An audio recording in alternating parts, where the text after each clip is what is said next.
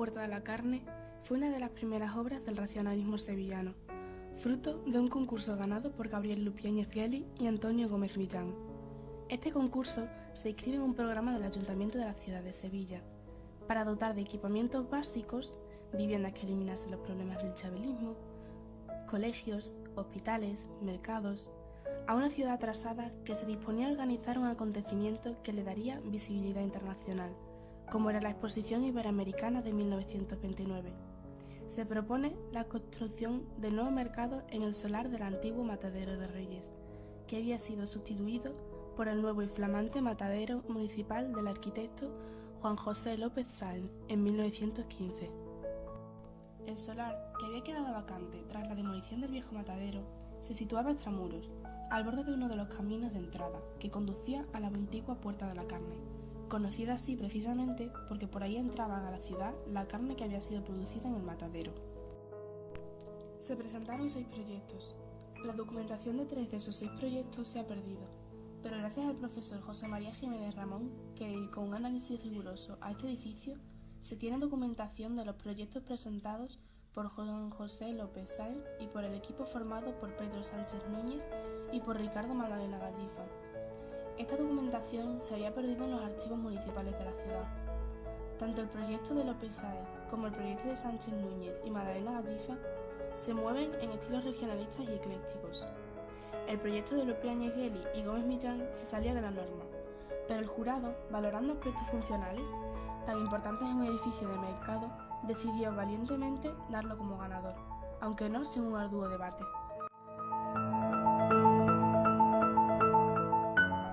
Cuando visitamos el edificio hoy en día, nos sorprende su perfil escalonado y su gran cubierta central a 2 aguas.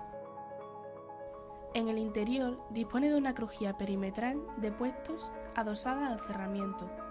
La estructura de pilares, jácenas y arcos de hormigón permite tanto obtener grandes luces como disponer ventanas continuas que hacen posible que la cubierta se despegue de la crujía perimetral que define la plaza. En el interior del edificio puede leerse como una edificación perimetral en torno a un espacio central con vocación de plaza. El espacio libre central se cubre con un plano horizontal sobreelevado respecto a la edificación.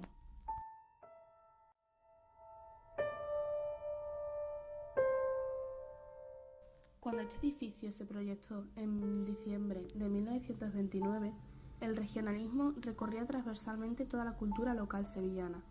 En las revistas de arquitectura de la época solo se incluían noticias y reportajes sobre edificios del regionalismo.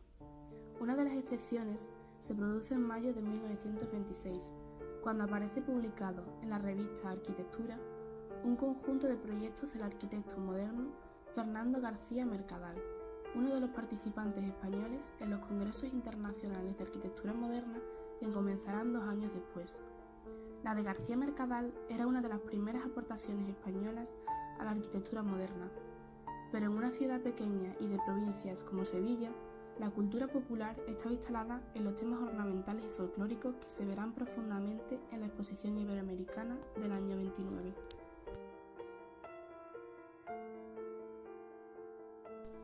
¿Cuál es el impacto que causó en esta sociedad un edificio racionalista como este? La respuesta es de absoluta incomprensión.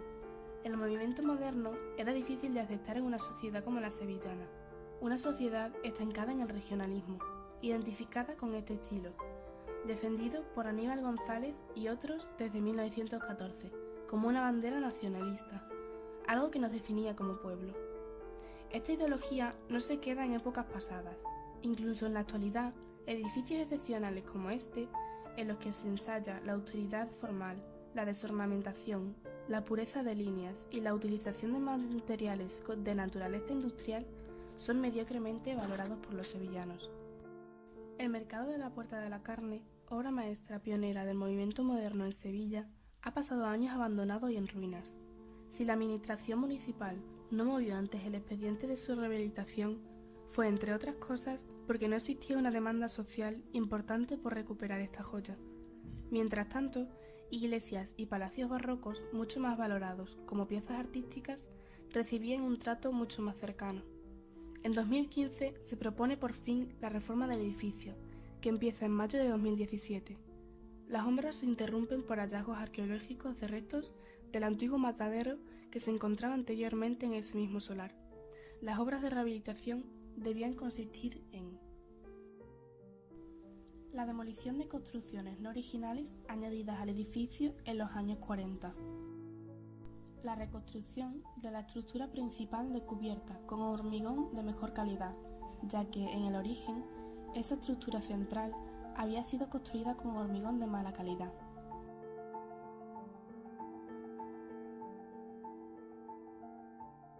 La excavación de un sótano de 935 metros cuadrados de superficie.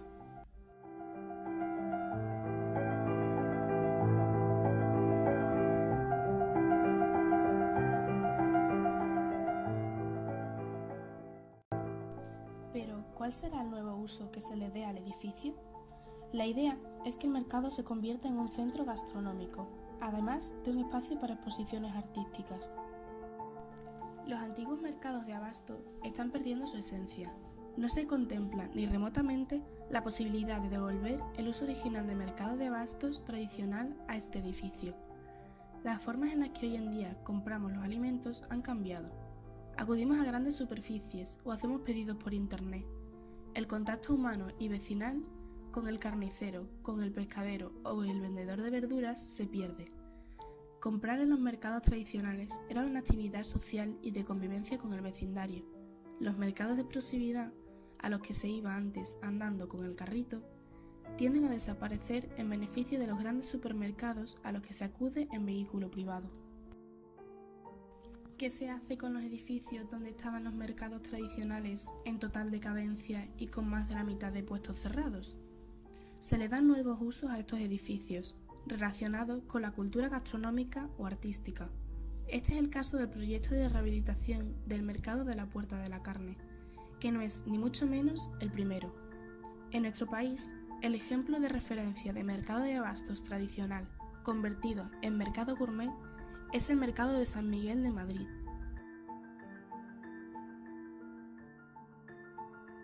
En Sevilla vemos una operación muy parecida en el mercado de la Lonja del Barranco, pero la tendencia es generalizada y observamos que en aquellos mercados tradicionales que aún tienen cierta clientela, los puestos de carne, pescado o verdura de toda la vida son sustituidos por comercios de degustación de la nueva gastronomía, dirigidos básicamente al ocio turístico. Este es el caso de los mercados tan icónicos como el Mercado de Santa Caterina o el Mercado Sant Antoni, en Barcelona, o la más cercana, Plaza de Abastos de Cádiz.